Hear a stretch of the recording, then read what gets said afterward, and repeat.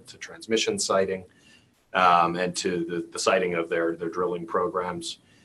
They asked for our help because they were basically stuck in a rut and didn't know where to go, how to move forward with a more dynamic community engagement. So in the geothermal community, there is one example that stands out worldwide of a country who's done a phenomenal job of addressing these issues and trying to overcome them in a proactive manner, that being New Zealand. So we reached out to Contact Energy and a few other companies in New Zealand through some of our International Geothermal Association colleagues, and over the course of a few weeks and a few phone calls and one visit to New Zealand, they agreed graciously, along with the Ngāti Tahu group, Mercury Power, and a few other local groups, to host us and host the Kenyans for a series of exchanges to talk about their lessons learned, how they came up with their process for community engagement, and also how they think they can continue to improve that process down the road. So it was a very, very engaging program over the course of 4 exchanges. We had quite high participation from KenGen, including several members of their board, their chairman, and most of the executive management participating. And likewise, from the New Zealand side, we really had a great cross-section of decision makers and power players in the power sector. So I'll leave it at that, because I'd like to give the ladies the opportunity to talk about the program from their perspective. But I just introduce you from my right to your left to your right. We have Capua Smith, who's the head of sustainability for generation with Contact Energy. To her left is Jackie Nelson, who's the general manager of operations for Contact Energy. Moving across, Aroa Campbell with the Ngāti Tahu Landowners Collective, and also on the end here, Dorothy Dadi Raroa, we also with the Ngāti Tahu Landowners Collective. So without further ado, please join me in welcoming.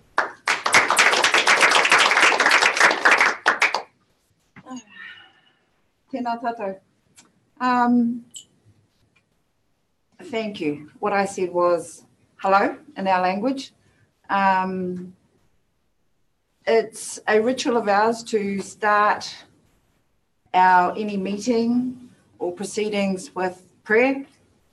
So I'm going to change it into our Indigenous language before we commence with our tangata whenua engagement. Tangata whenua basically means people of the land. But before I get going, I will start with a karakia. Tūtoa mai runga, tūtoa mai raro, tūtoa mai waho, tūtoa mai roto, kia tau ai te Māori tū, te Māori ora, ki te katoa, haumie, huie, tai ki e. What I said in our language is basically above to below, to out there, to within, to our life essence, to become alive, all of us together, move together, so that we do this together. My name is, as Andrew said, is Dorothy Raro. I'm now going to sing my introduction in my language. It's important too that we pay respect and acknowledge as people of the land, mountains, waterways, and the land itself. So I will do that in our language before I proceed. Ko te mi wairua, a karatara mamai, wai o tapu, rere ana ki te waikato, tēnei he uri whakatipu mai wi, rawa ko kuini e, tēnā ra koutou katoa. Kei te mihi atu au ki ngā maunga whakahihuri rauna i te whenua nei. Ara, tā atu hoki ki te katoa o ngā wai, I heke mai ranginui rawa ko Papatuanuku. Tēnā rawa atu ki a koutou katoa. So what I just sang was, and I acknowledge my own riverways, and my own lands and my grandparents, from where I've come from, through my mum and my dad. I've also acknowledged the mountains and the waterways and the sky above and the earth below, for the lands that are here. Very quickly, my name is, as I said before, Dottie Raro. That's my nickname. I am one of the Ngāti Tahu Landowner Collective representatives.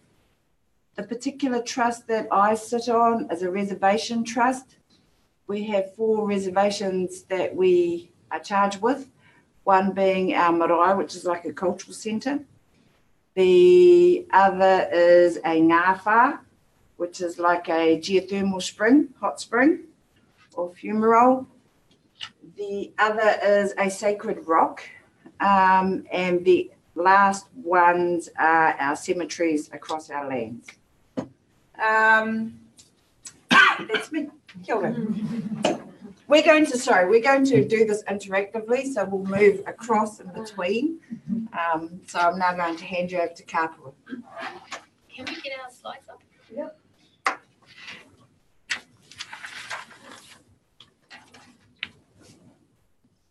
So while we're waiting, the first slide that will come up. So in conjunction with Contact Energy, our Ngāti Tahu, we are an iwi or tribe. There are quite a lot of us, a lot of tribes in New Zealand, and where our land is situated in New Zealand, which is in the middle of the North Island, we have a lot of geothermal, and Aroha and I are very fortunate to come from those lands, and so that is how our relationship has begun with Contact Energy. And like I said before, tangata whenua means people of the land. Okay. Put on. Oh. Here we go. Okay. To start us off, I thought I'd give you a brief background of New Zealand, because I think our context really matters in terms of where we've got to and where we've come from as a nation. So I'm not sure how much you know about New Zealand. We're a very small country down the bottom of the South Pacific. We have a population of 4.5 million, and our Indigenous population within that is around 600,000. So as a collective, we call them Māori people.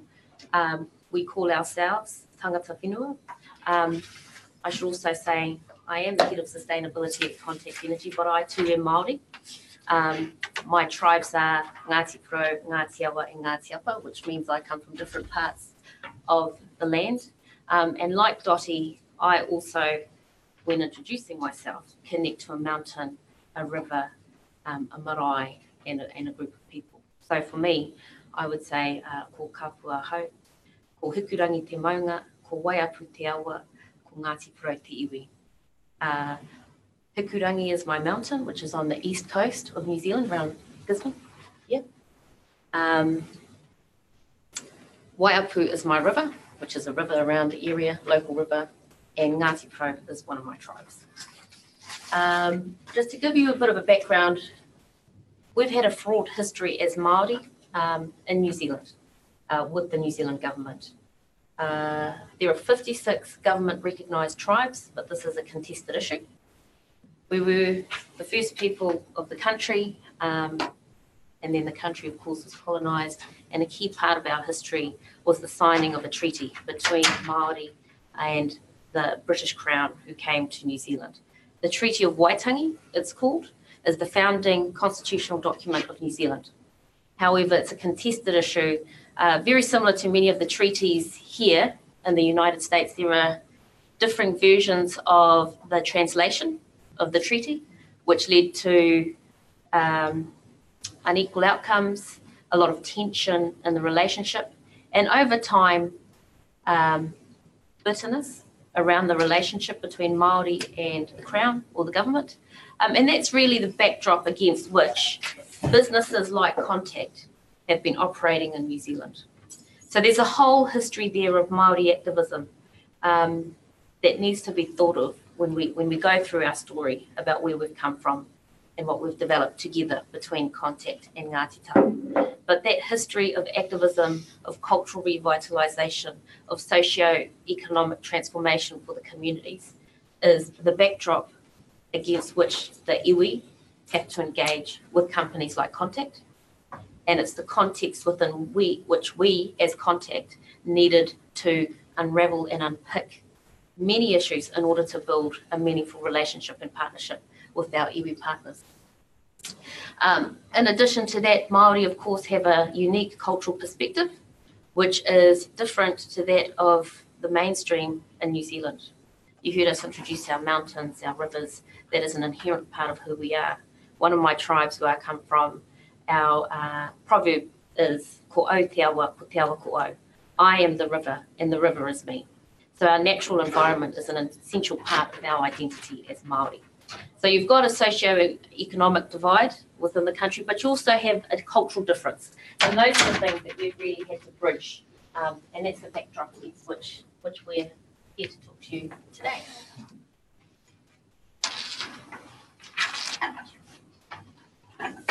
Kia ora koutou, ko Aroha Campbell te koingoa. I'm not going to stand up because and so I'm of Ngāti Tahu descent in that. So I'm just going to talk about Ngāti Tahu Landowner Collective, but I want to do it in terms of, I'm not going to sing a waiata, but a waiata that we do have within Ngāti Tahu is the Nō Ringa Mātou. And effectively what that does is it acknowledges the tribes around us. And so we have to the north, Te Arawa tribe. To the south, we have Tūwharetua. To the east, we have Ngāi Tuhoi. And to the west, we have Raukawa. And this waiata, I feel, is important, is because it acknowledges Ngāti Tahu as well as a small tribe, because we are a very small tribe in the centre of North Island, where the majority of geothermal sits. But whilst we're small, we matter. And so for me, this is an important part of our journey, is the acknowledgement of our geothermal resource to the land, to the water, as my colleagues have described as well. And so for us was about utilising the geothermal, given all the bad or the not so good history that we've been through. So, kia ora. Kia ora tātou. Ko Jackie Nelson aho, ko Toro toko maunga, ko Waikanai toko awa,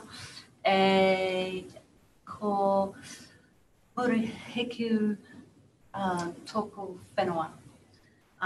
So that translates to, in Te Reo, where my mountain and my river are in the North Island of New Zealand, but my heart and my connections are in the very bottom of New Zealand where I was born. And I make myself do my mihi at every opportunity. So I am the General Manager of Operations for Contact Energy. We are the second largest generator and retailer in New Zealand. And we supply about 20% of the supply side in my regime, if you like. We have 11 different power stations, and I'm fortunate to have a portfolio that's very diverse. I have hydro, geothermal, and thermal kit. And we're about 82% renewable, so from over here. So you're quite a high renewable base, and that has a huge contribution from our geothermal assets, which we've got up here. They contribute about 30% of that supply side of generation. I have 5 geothermal stations, and we have a wonderful capability that's globally recognised in the geothermal space, largely because the geothermal field in New Zealand, or the region in New Zealand, is one of the longest operating ones globally. So Wairakei, our oldest plant, was commissioned in 1958, still going superbly, and the power station that sits on Ngāti Tahu land was commissioned in 1989 and is a 50 megawatt plant.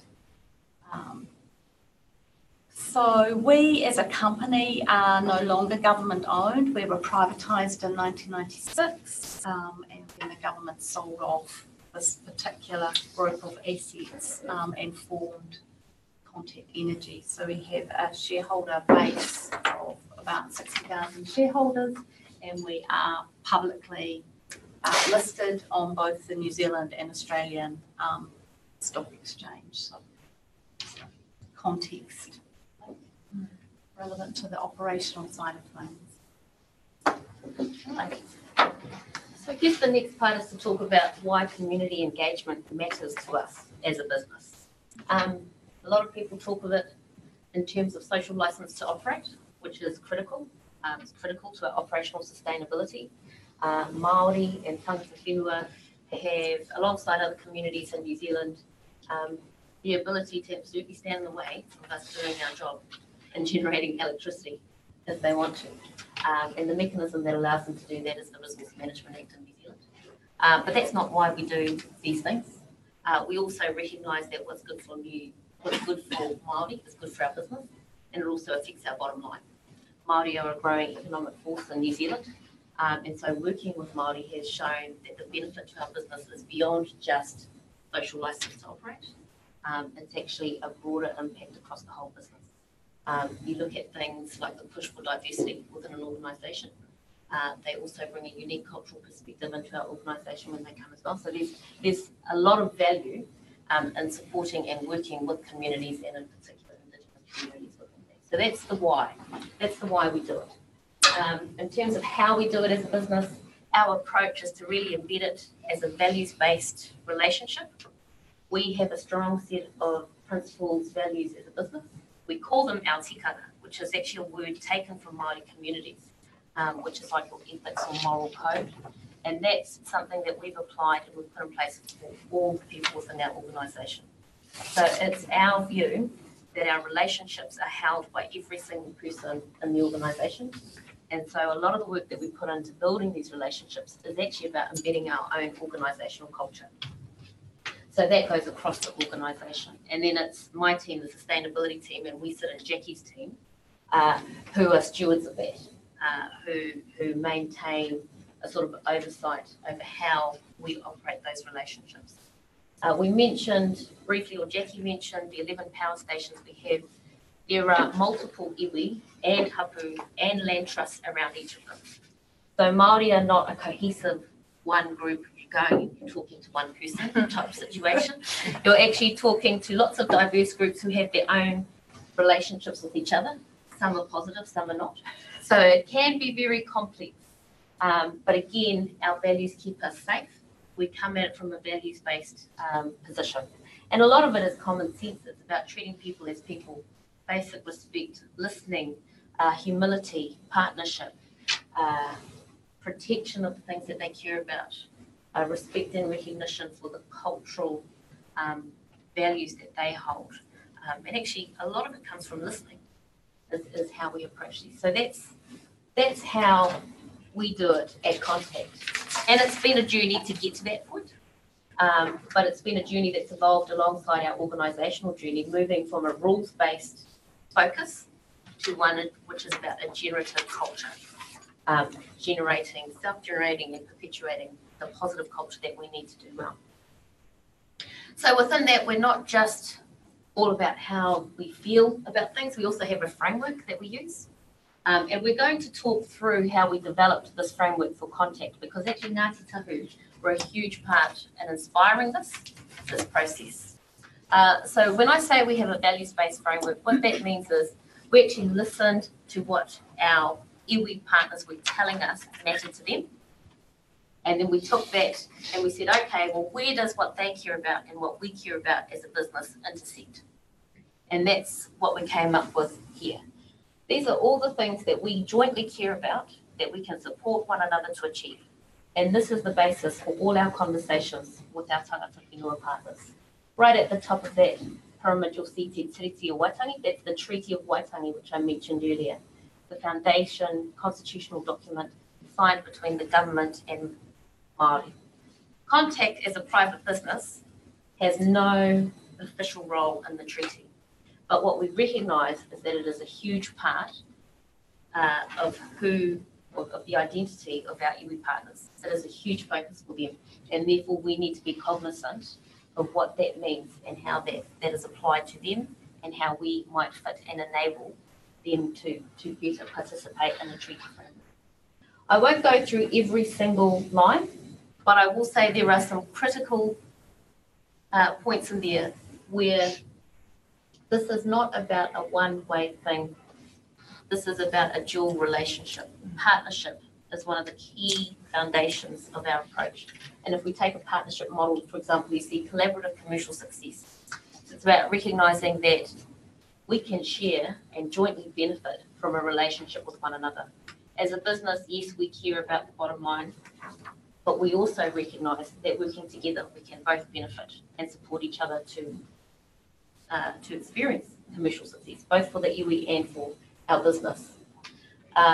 Cultural licence to operate alongside social licence to operate. It's about recognising the values that each hold and supporting one another to exercise their values around the resources that we both share in.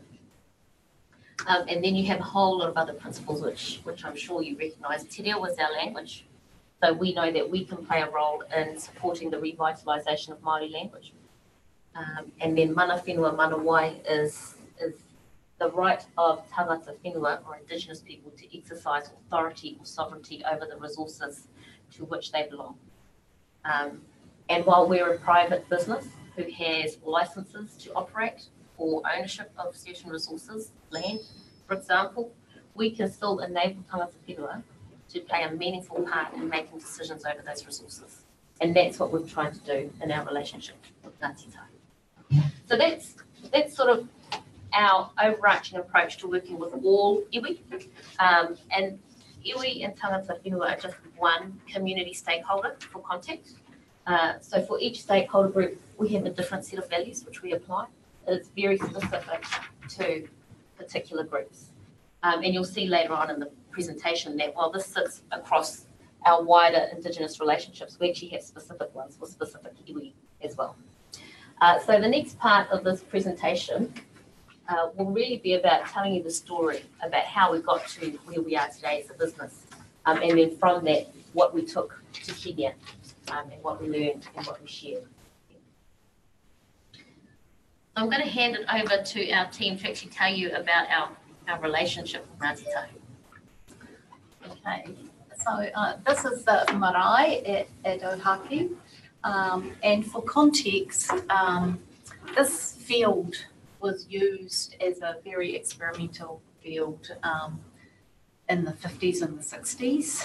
And in 1970, the Crown actually acquired a 99-year lease from Ngāti Tahu in an arrangement that was basically a threat of compulsory acquisition.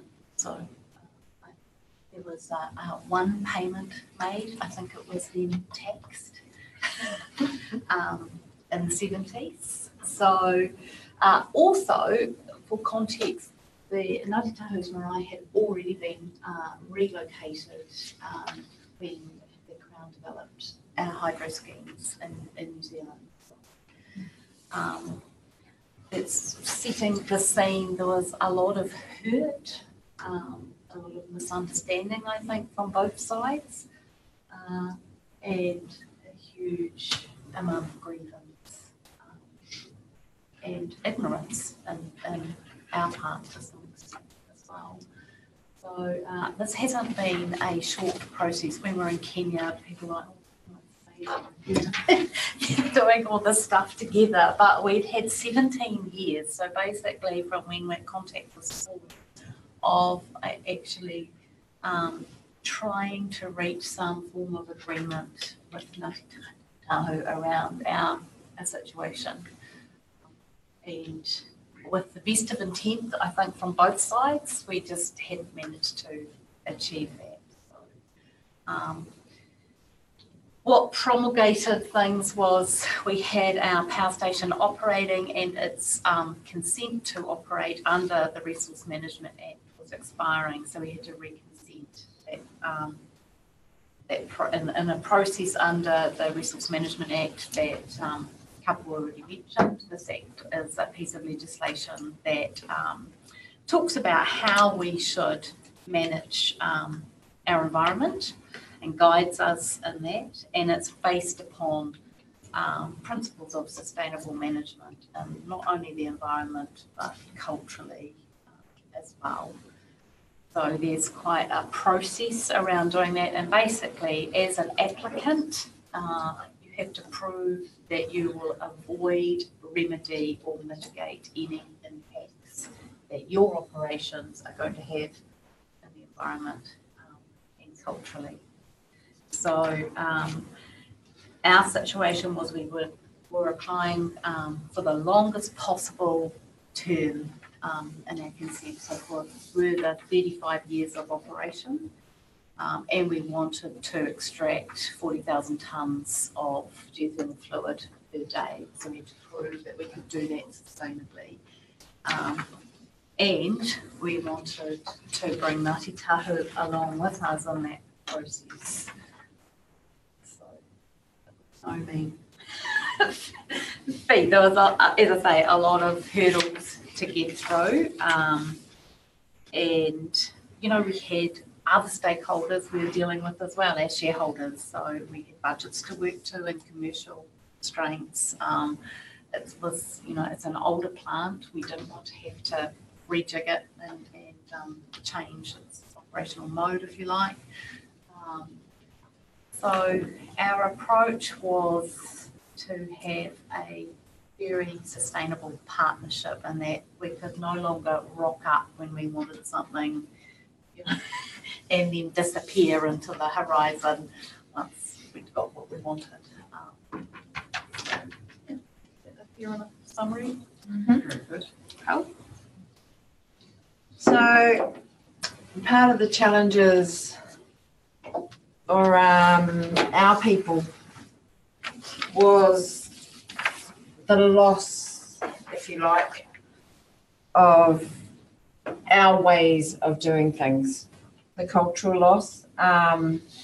Also within that, because we've been having chats prior to Contact Energy purchasing power company, which right up here you can see this is where the power station is based up here, and we've lost a lot of our ways of living. So in and around our marae, prior to building of towns where our people were dispersed into towns to seek work and stuff, we used to have our ancestors living around our marae, and we would use our boiling springs for heat, for bathing, for cooking, for washing clothes. And on the right-hand side of this picture, there's a big dining room, and on the other side of that is our Waikato River, which is one of the main rivers in New Zealand. And the challenge for us prior to Contact Energy purchasing the power station, when it was run by the government, was through the quick extraction of geothermal energy, it caused our lands to subside. And so prior to 2012, when Contact Energy wanted to renew their resource consents, our land had subsided 3.7 metres. Of course, some of our family said, turn the power station off tomorrow. But that wouldn't stop the subsiding happening, where our scientists have told us there's still another 30 centimetres to go.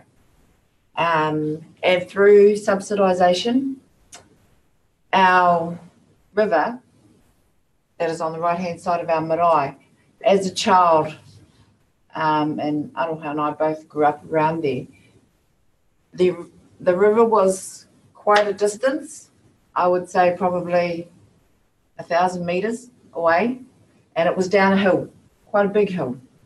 Well, today, if I open up this door, the river is in the foyer. So that's as a result of the subsidisation that's happened and the quick extraction. The other things that have happened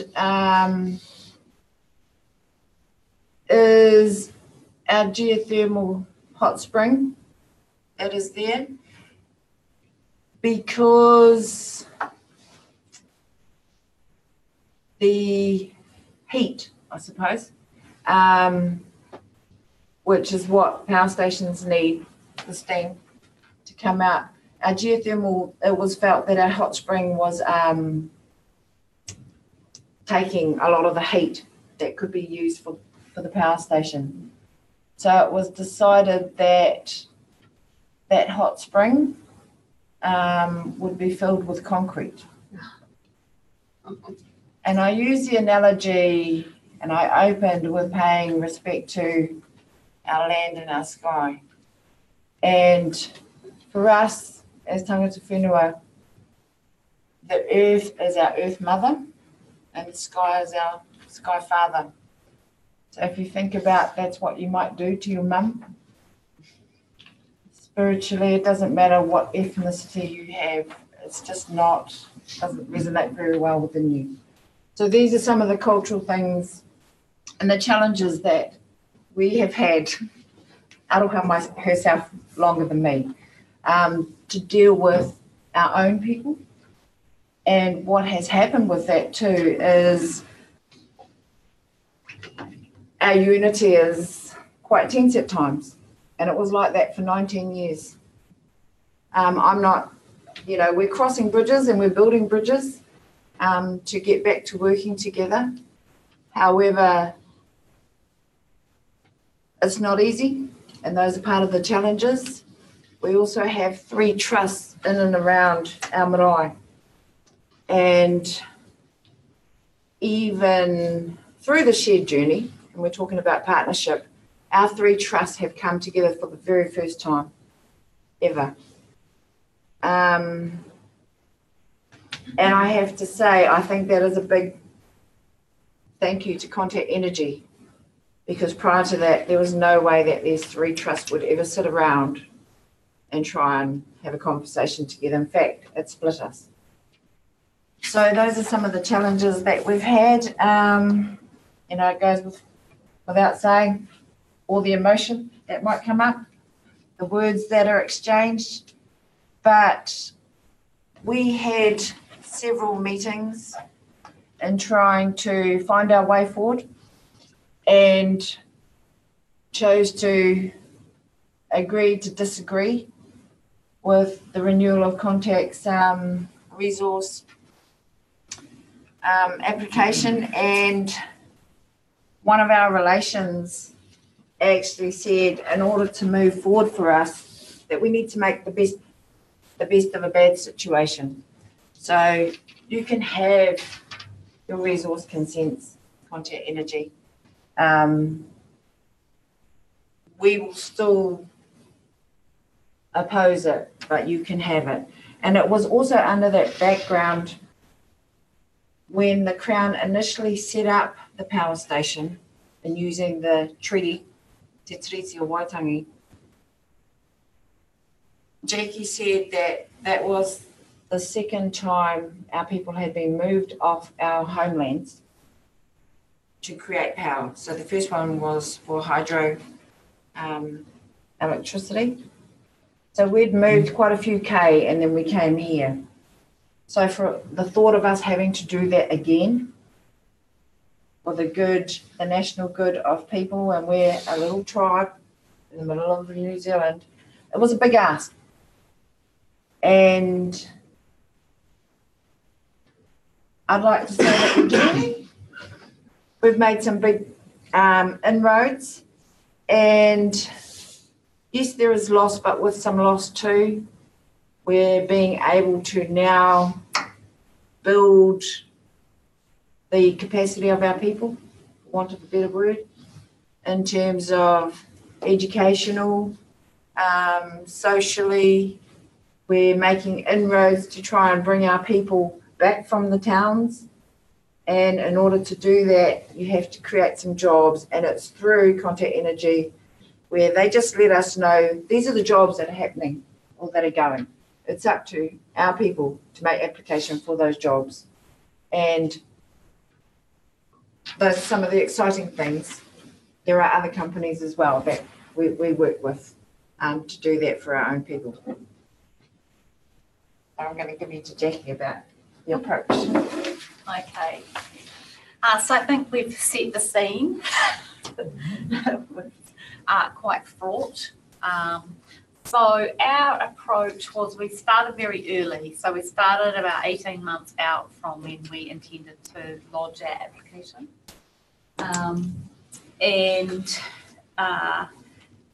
We engaged with Ngāti Tahu to the extent that we could. It was quite a steep learning curve for a lot of people. And we encouraged everyone at Contact to be able to do their own maybe just at the beginning of the session. And just really nailed our technical aspects of our application, if you like, and we brought Ngāti Tahu along. We ran workshops around those technical field works. How could we prove that we were going to sustainably manage the resource?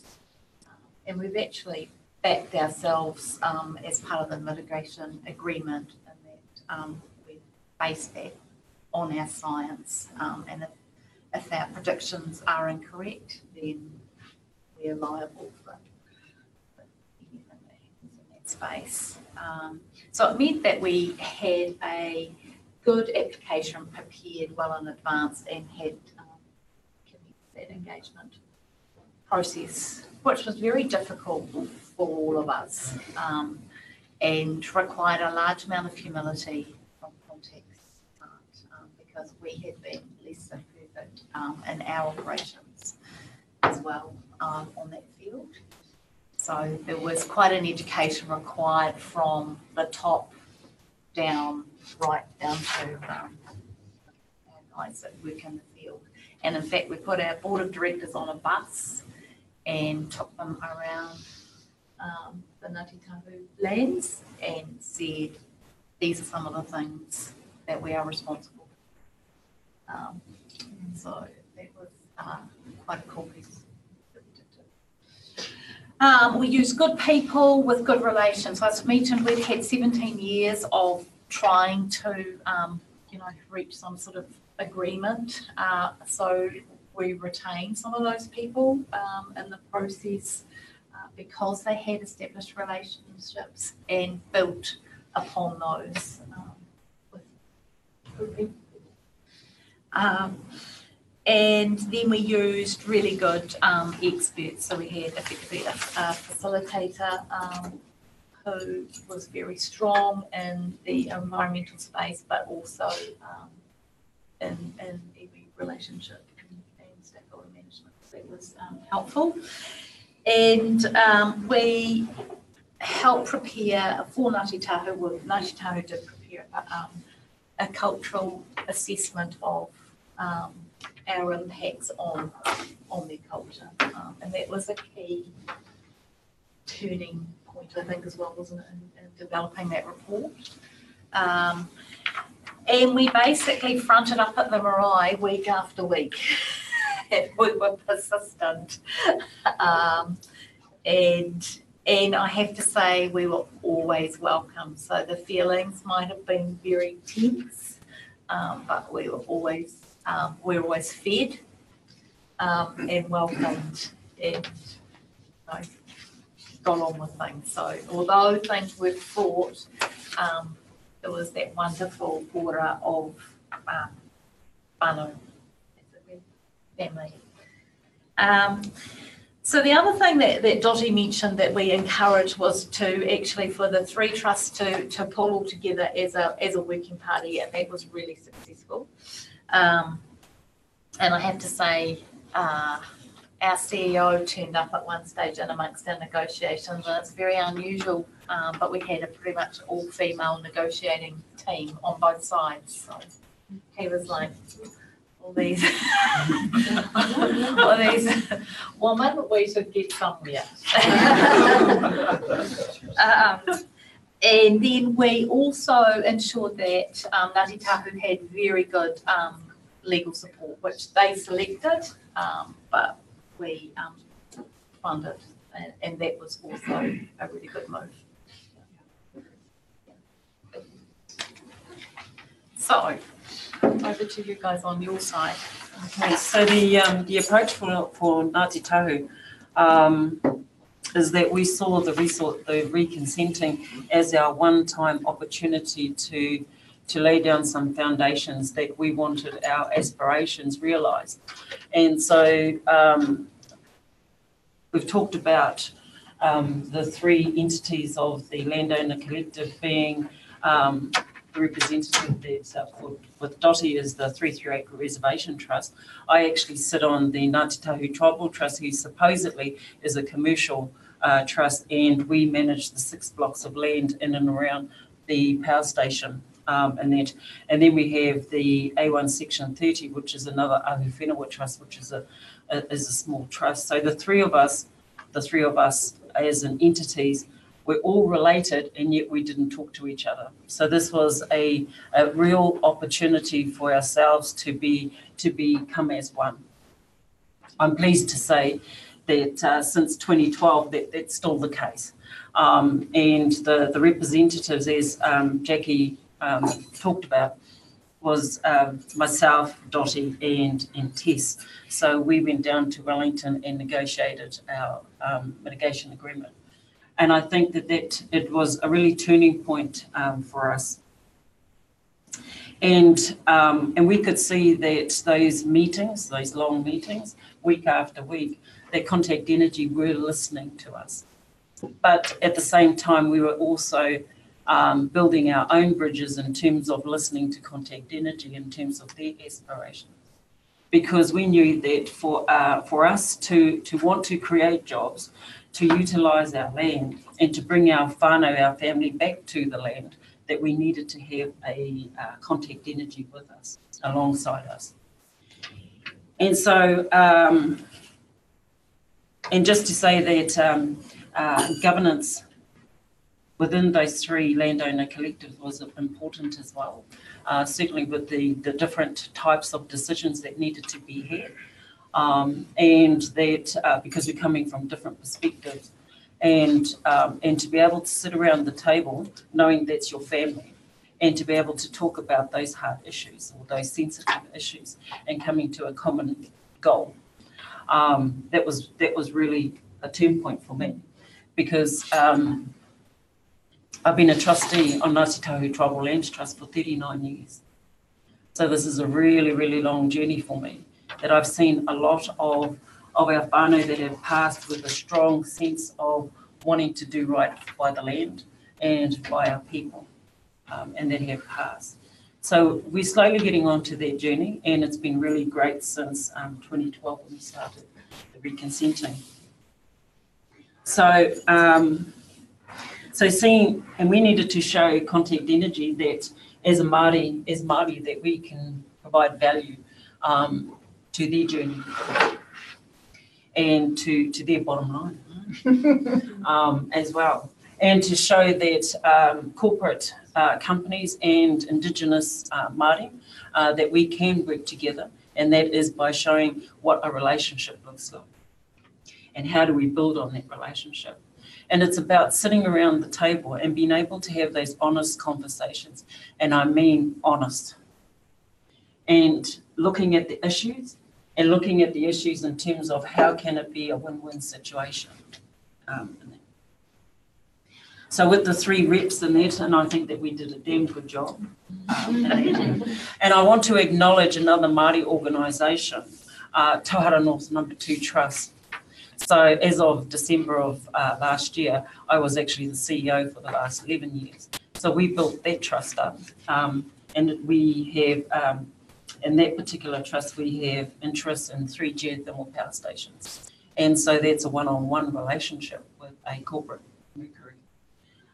So we utilised Tauhara North No. 2 Trust in terms of the mitigation agreement with the clauses and the funding that was attached to it, because we knew that we needed to have someone or an organisation that we trust that could manage the money.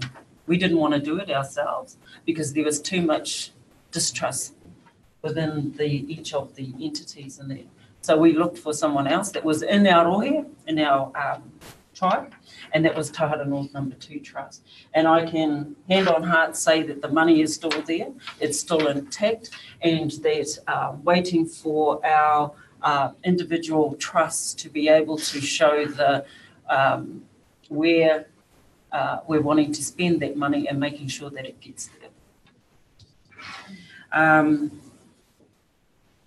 So transparency of information, that was key to our relationship amongst ourselves as well as with Contact Energy in that.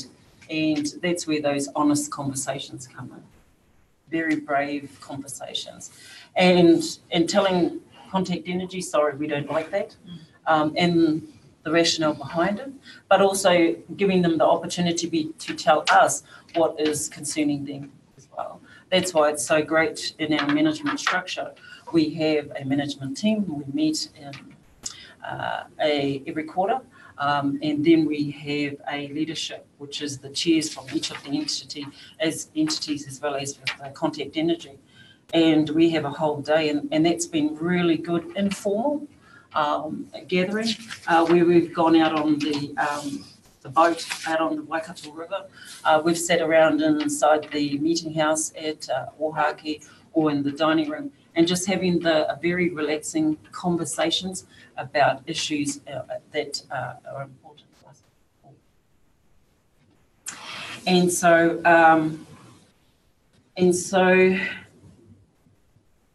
where am I going with this? So those are all the key success factors, and communications is really important. And as Jackie says about meeting week after week, that's the face-to-face. So you get to see the expressions, the body language as well. And that was really good. That is really good. We've really created a very strong relationship with Craig Stevenson. He's been with Contact Energy for a long time, I guess, because I've known Craig for 17 years, and that's the start of this whole process. So this is on a personal basis that we have a really good relationship, very honest and true conversation, and I trust him, and he trusts me as well.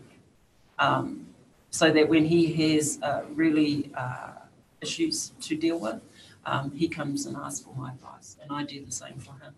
So that's the strength of the relationship from an individual perspective, but also I think that it flows through to that leadership as well.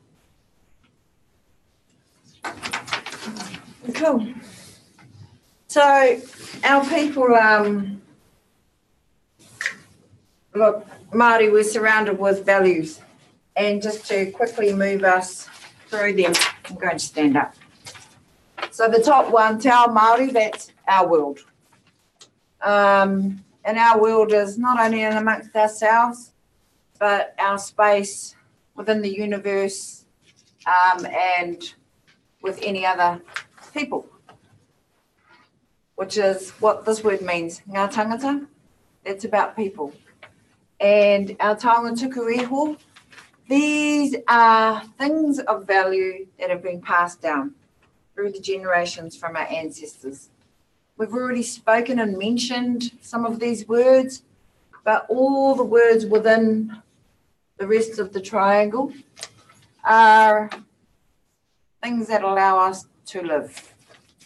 So we must have a language, a way to communicate to each other. We must have some customs and some protocols, which is tikanga and kawa. We must have family, because you can only be one person, then you must have some more family and some more and some more. We must have water, which is what wai means.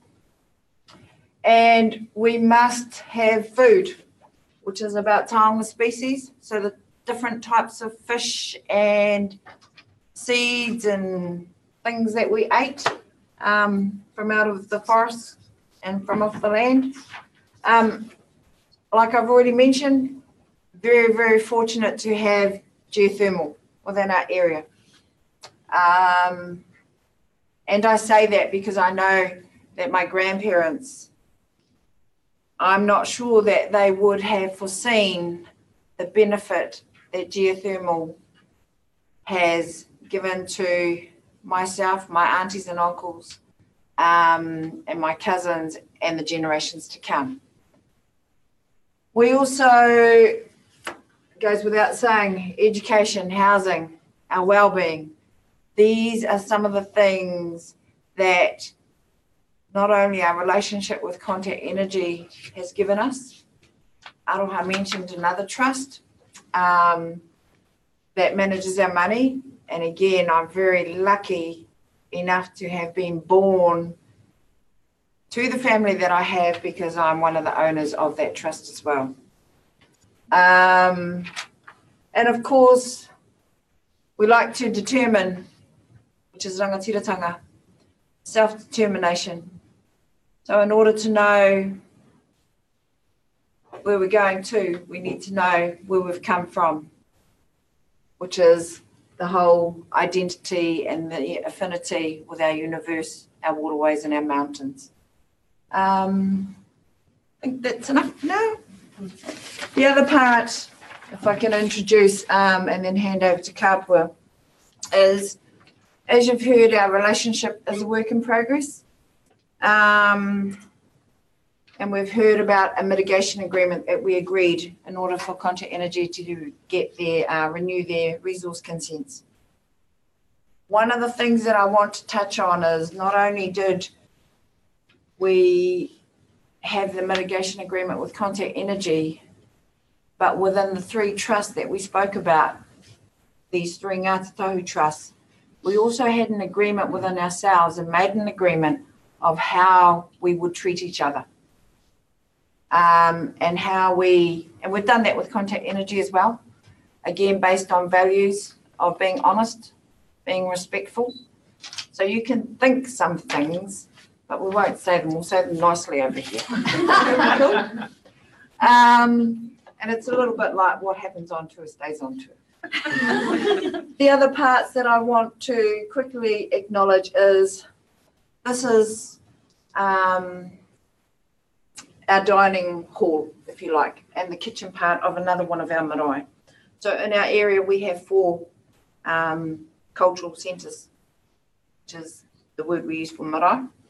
And here what's happening is through some of the funding that we have received from Contact Energy, we use that funding to run a week-long seminar. The seminar for this one here was centered around language, and it was actually during the kids' holidays.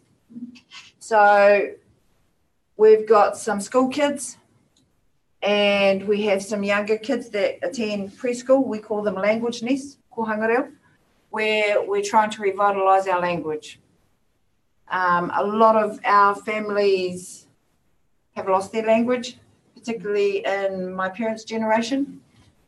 And so it's a big job trying to teach ourselves and our children how to speak our language. The majority of these kids in this photo, they actually go to schools where they are only taught in our language. And my own children attend one of those schools. This child here, she's actually a twin, but I want to point this out because it's her grandmother who's the other lady that's representative of this landowner collective. And during the evening, look, these kids had lots of food, lots of fun. They made some homeopathic things during this wānanga. At night times, we would have adults come in and we taught them right from basics using a method that we borrowed from our Japanese relations called ātārangi, and it's using cuisinare rods in a way of teaching our language. And so, yes, a great in building an even better relationship with contact energy, but certainly that's happening within ourselves as well. I'll just quickly add to that on just a little bit of detail around the mitigation agreement, because we've talked about money and funds, but actually the majority of the agreement is not monetarily based. We have, as I mentioned before, backed our science, and we have built a protective fund around the marae that if our predictions on the natural subsidence of the land are correct, will work. So that's been pretty huge, and meant that the marae didn't have to be relocated. We've developed cultural protocols for all of our people that work in the STEM field. So when we do any work, there is a process. All of the culturally significant sites of Ngāti Tahu have been GPSed and are all mapped out clearly. Some of them have been fenced, and everyone is aware of the relevance of those sensitive cultural sites. And we provided capability in other ways around, we helped set up a website so that all of the trustees, because how many people would you represent collectively across all of you? It would be thousands of people. So a huge issue is maintaining that connectivity around what the trustees are doing on behalf of beneficiaries. So that type of thing was really helpful, setting up social media.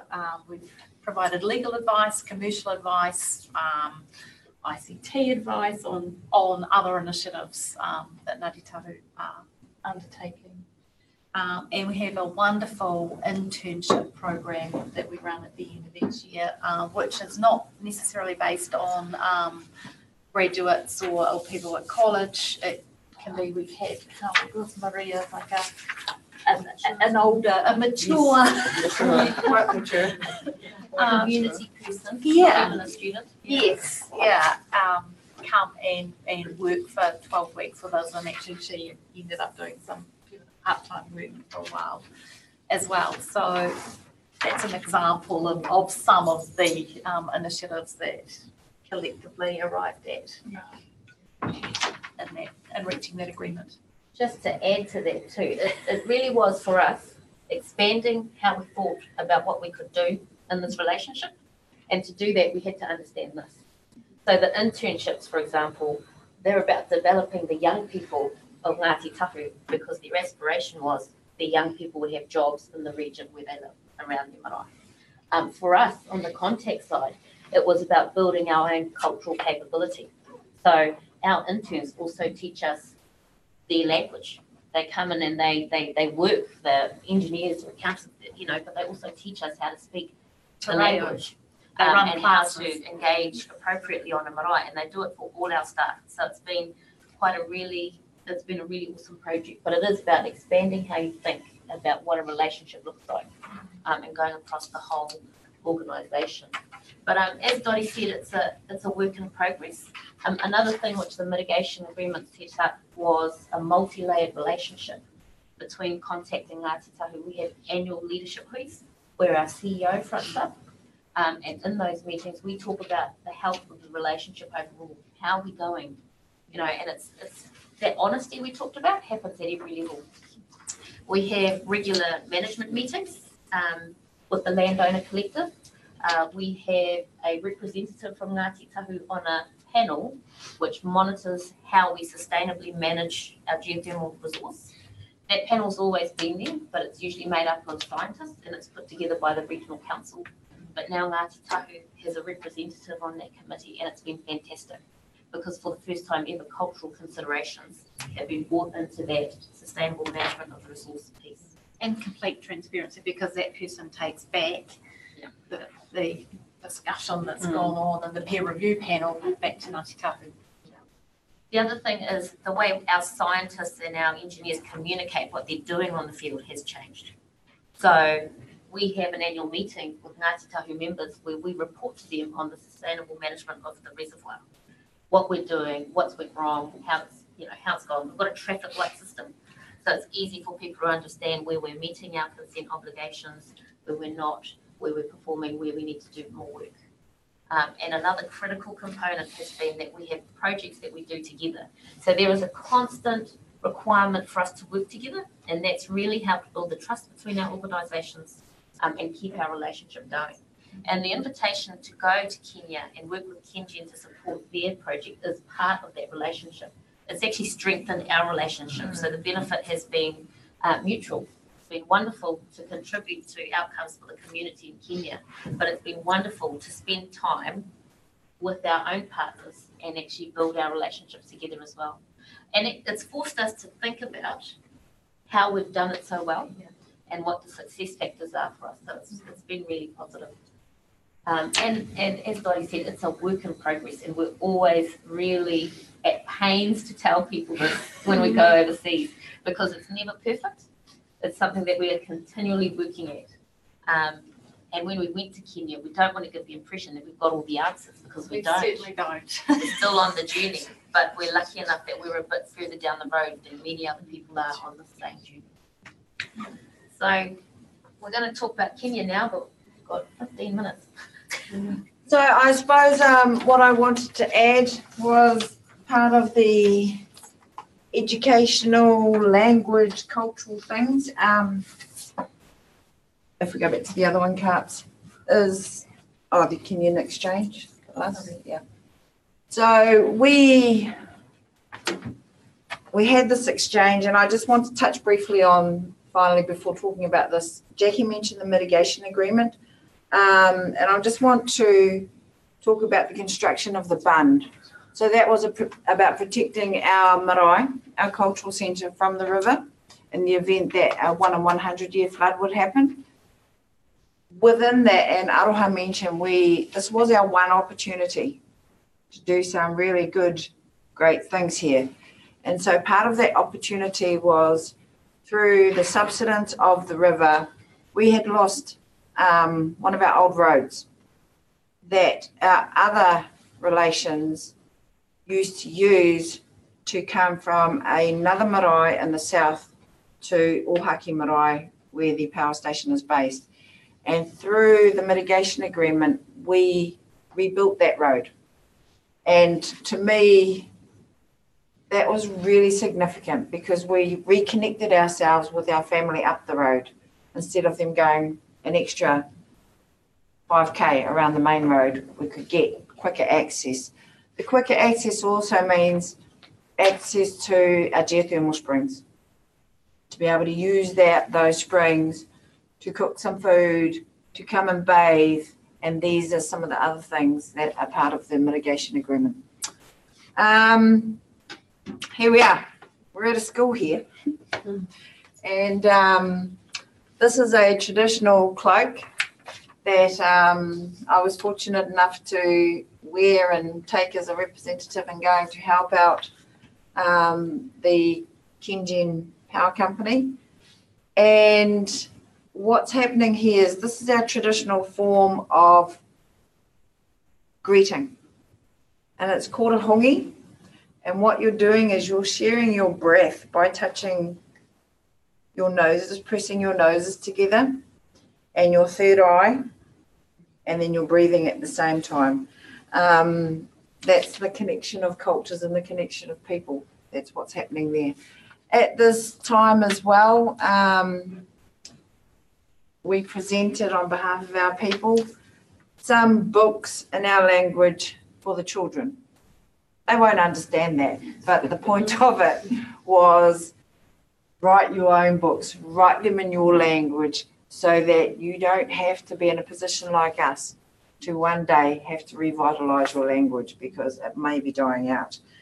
I want to kind of end off here for me and just say we have a proverb in our language which says, "Nāku te roro, nau te roro, ka ora ai te iwi," which means with my basket and your basket, our people will survive, be sustained. So that's again about partnership. And like Jackie and Kapua have said, very fortunate myself to be in this space as a newbie. However, and having worked in corporate firms, because I feel personally that our relationship has been really, really good. And it perhaps is because I understand some of the language. I know my culture, I know my language, my Indigenous language, and I find it pretty easy. Yes, no. And I talk like that.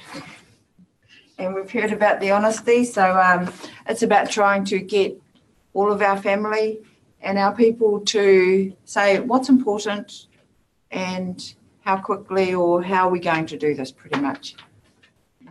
Okay. So I guess this brings us to Kenya and our project over there. So we were fortunate enough, as Andrew said, to be invited to participate in this program. Actually, I think it's important to say that we wanted to do this together as partners, Ngāti Tahu and Contact, because to us partnership means we're equal partners in anything that we do. So just to give you a brief overview of what we did, it was a process of 4 engagements, 4 exchanges, where a Kenyan delegation came to New Zealand twice, and the New Zealand delegation went over to Kenya twice. The first 2 exchanges were just about getting to know one another and getting a feel for the context from which people are coming, building a sense of trust. For us, it was about understanding, is their heart in the right place? Are they doing this for the right reasons? Do they have what it takes to actually deliver on what it requires? So that was what was happening on our side, and I'm sure a similar process was happening looking at us. And are they for real? Do they actually know what they're talking about?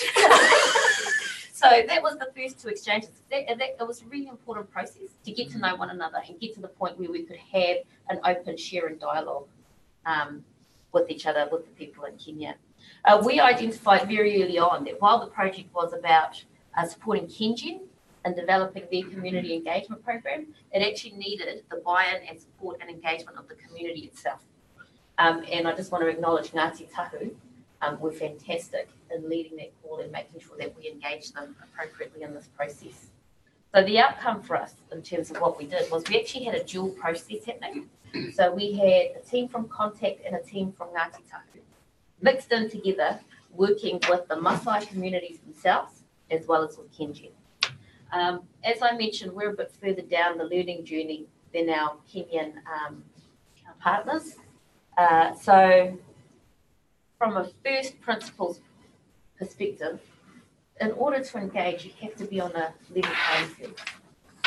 And where the communities are starting from is a completely different world from where we as energy companies are starting from.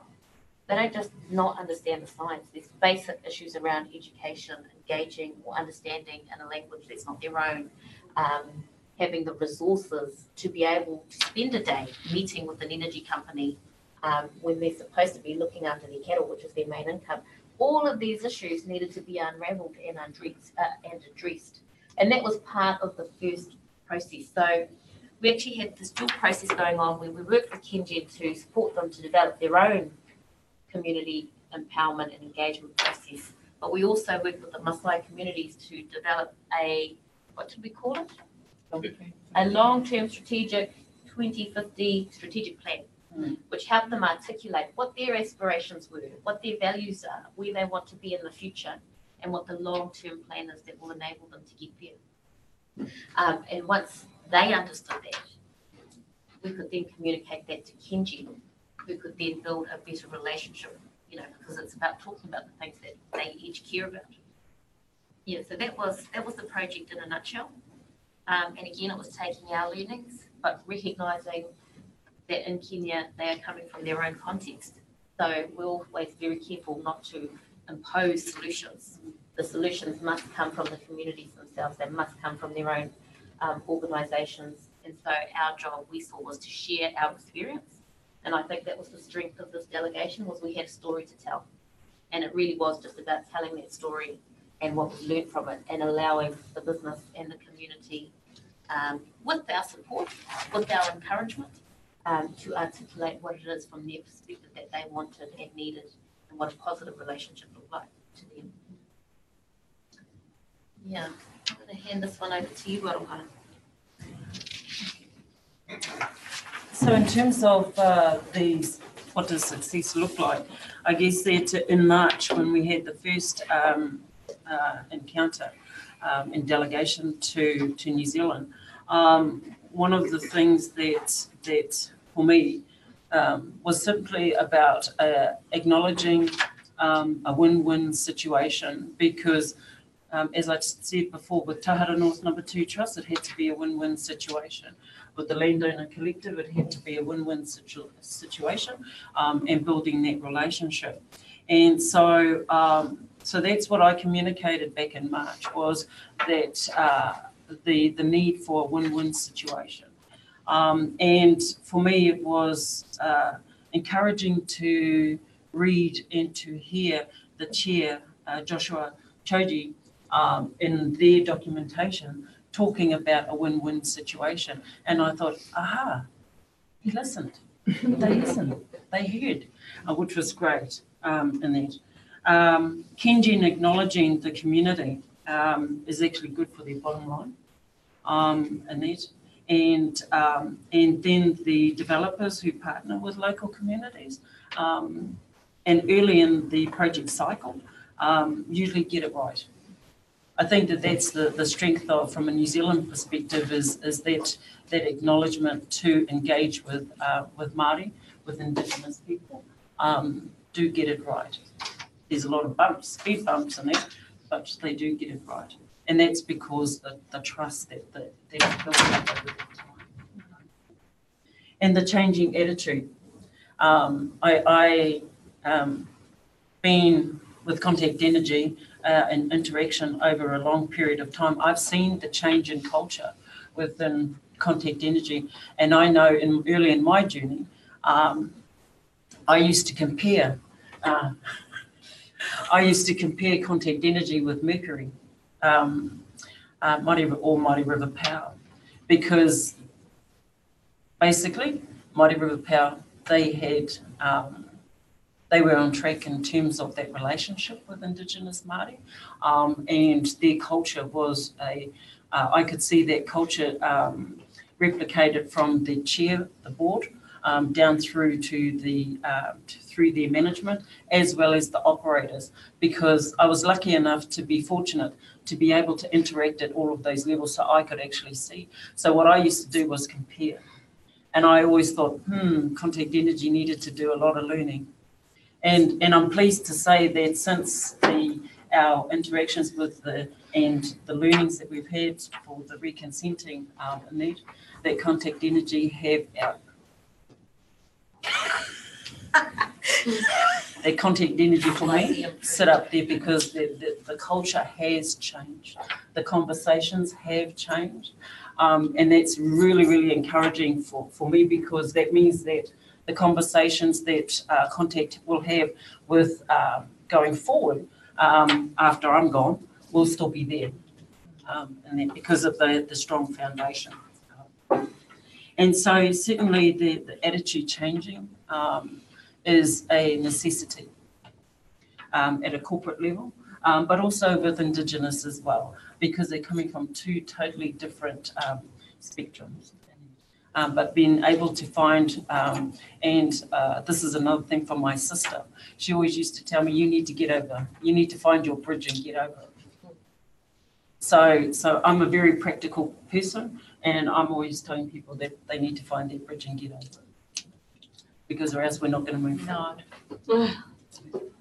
So this experience with the Maasai, for me, has been very humbling, because in New Zealand, as New Zealand Māori, we are so lucky to have the Treaty of Waitangi. We are so lucky that that we do have a voice in that. So for me, being part of this this engagement has given me the humility to step back and say, hey, where I can share my story, our story, and all I need or out there is for just one person to make a change and make a difference. So, you know, the journey hasn't ended, and certainly, hopefully, that those communications with Kengen as well as the Maasai will be there. And I think we've got one more slide. So this is just a showing the cultural site on the right-hand side. And that was the closing statement on the last day that I made, because I thought I needed something that for Ngāti Tahu and for Contact Energy, that we will become part of the Maasai history and storytelling because of that interaction that we had over the last 12 months. So for me, it's kia ora and thank you very much for your time and listening to us.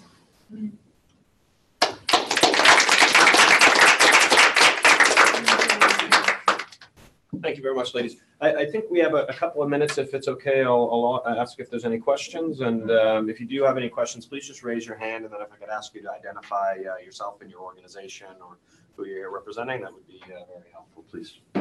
I'm just curious about the technological aspect and how was that addressed when you determined where you were going to put the geothermal technology? Can you talk about that? So on the Ohaki field, it was an existing geothermal resource. So we purchased it from the government as an existing resource. So it was never a conversation for that particular field.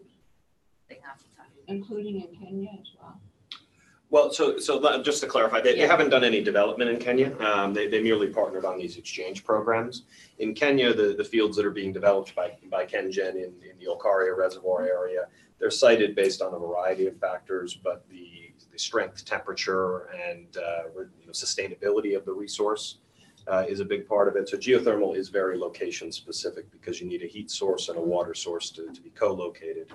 And so as it happens, in the case of New Zealand, those resources were located near these maraes or under the marae. Yeah. And very similarly in Olkaria, I just point you to the picture here on the left. You'll see in the foreground, it's quite small, but that's a Maasai community member walking about their cultural center on lands that they've traditionally occupied. On the top of the ridge, it's a little cut off there, but those aren't clouds actually. That's venting from a well, from a geothermal well.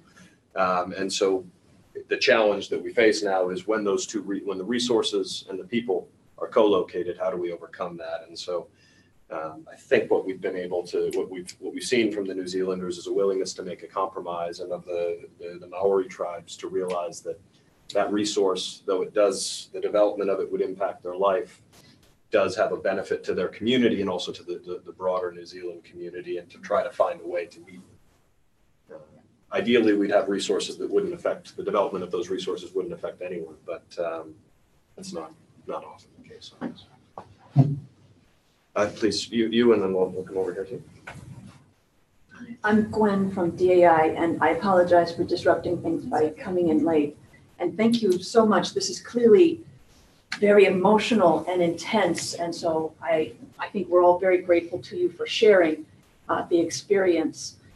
One of the things that I'm struck by, and that I would like your confirmation or corrections in my impression, I think that it was probably very helpful that everyone on the negotiating committee was a woman. It's very clear that some of the people were there to stay. On the part of the people from Contact Energy, many companies have people coming in and out, and that seems like it would have been incredibly disruptive to this process if that had occurred. How can you needed to form very deep bonds of trust, and you can't do that when someone is there for 8 months and then you get a brand new person at a critical juncture, and every juncture is critical. But also, if you are one of the people doing the negotiation, you can't form that bond of trust if in the back of your mind you're thinking, my company has jerks in it, and I don't know that I trust them to follow up with the things that are coming out of my mouth. So it seems, I've had bad life experience, can you tell? So it seems like there had to have been a corporate culture that encouraged people to stay in this process for an extended period and that allowed the people within contact to have faith in what they were saying and the commitments that they were making, that these would be true, or you couldn't have trusted your own selves, and then you would have perceived there's something funny in the way they're saying that. There's something about the body language. I'm not sure this is okay. Is this correct? And could you expand on it or yeah. I think that's a great question. I was the key negotiator for Contact, and I knew I had the full support of our management in that process, and that whole piece around accountability, that this was a values-based approach, and that we were accountable all the way through. And also know that regardless of what actual functional role personally I might have, that I have a complete endorsement from our CEO that I have time available to spend on this relationship, because it's critical for me personally, and there's a whole piece around my personal integrity in that as well, and I've said it to Marae, my measure of success to me personally is that I hope when I have grandchildren or mokopuna, that I can go with them and be as welcomed on the marae as I am today in the future. I have a question. Can I just quickly jump in before you say something? So I just want to say, from our perspective, that issue was right at the forefront of how do we not only think about the sustainability of the resource, but of our relationship. So it must outlast anyone that was around the table. And that's how we spoke. And I think Jackie's kind of hit the nail on the head. It's about our own personal integrity, the words that we spoke, and making sure that it would last and go the distance. Hence, we have the multi-tiered amount of meetings. So right from the leadership annually, our management meetings, we have activities, fortnightly conference calls when there are projects going to get things moving and to keep that relationship ongoing. And then we also report back to all our respective departments, people, apu whānau. Thank you. If I may, she just read it. Okay, please go ahead. My name is Paula. I'm from Kenya. Caribou song. So my question is, what's the relationship between your tribe and Maasai tribe, and how the two ridiculous community formed a relationship together? So our relationship started, if I can, through the USEA in trying to assist Kengen, which is a power company over in Kenya, with their relationship with the Maasai. And even at the beginning of that relationship, there was also the thought of, yes, we're going to be helping the Kengen Power Company and the Maasai right now in the Olkaria district, but this was also a project that perhaps would be run in other areas throughout Africa and other communities.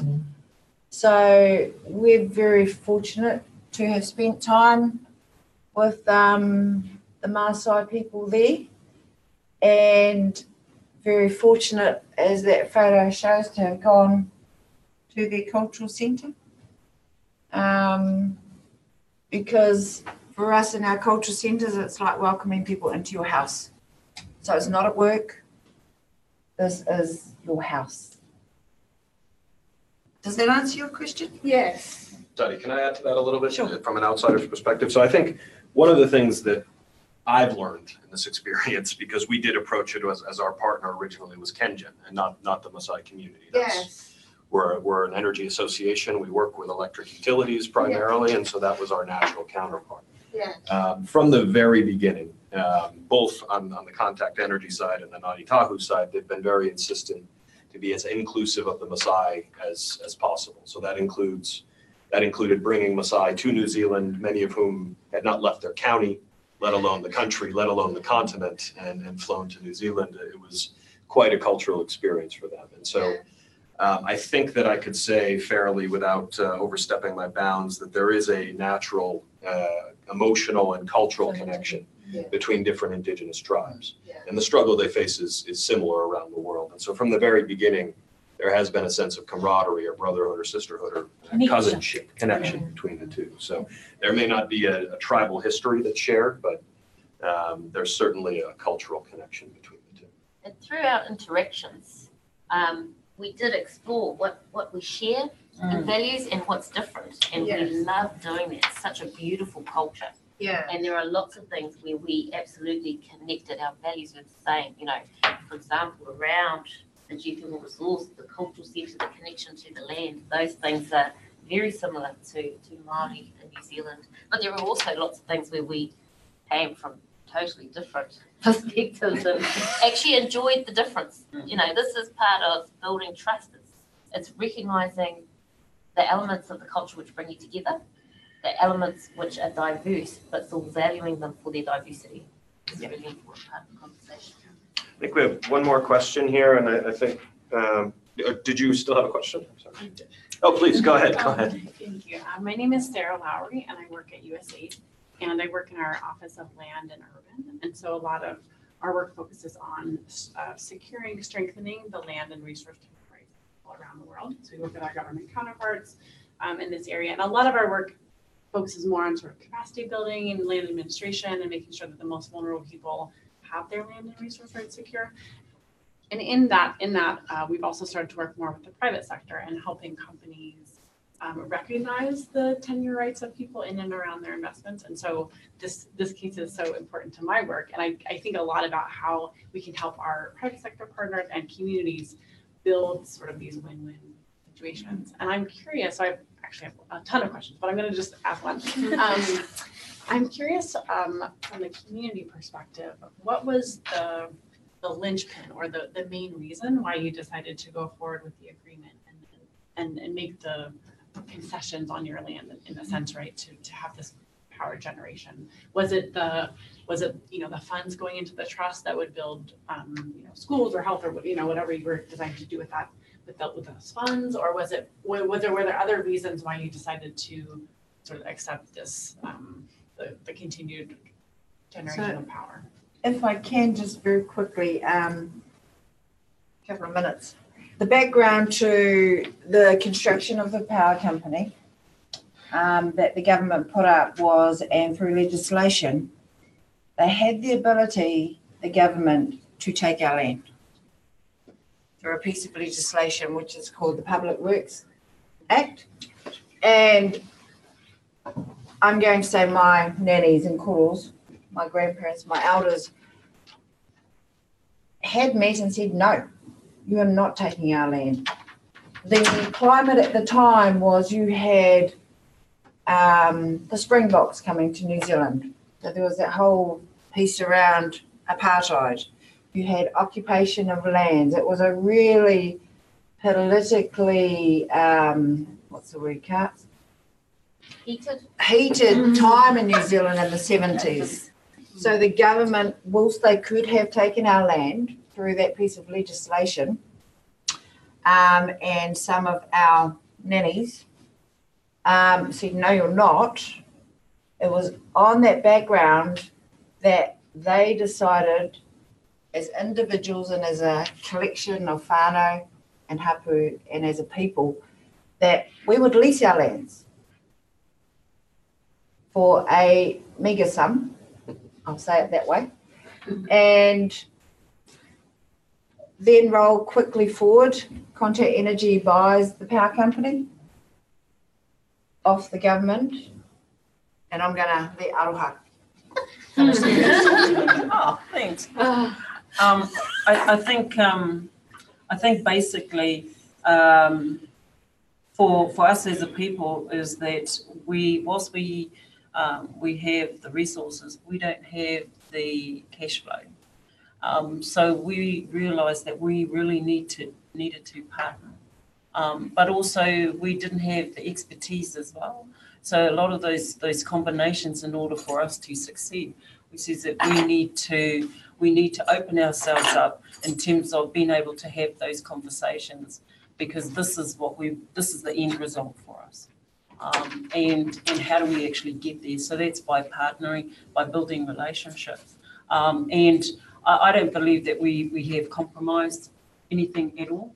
I believe that we are starting to build those bridges, build the land, build the health of our river and of our people as well, because it's an emotional thing that our people need to find their own time and within their own conversations, within their own families, to be able to find their, I guess, space to be able to get over the grief of the past, to be able to move forward as well. So that's a long time, and that's, I think from a corporate perspective, that's hard to grasp, that timing, because even for us, a lot of our whānau still haven't gotten over it.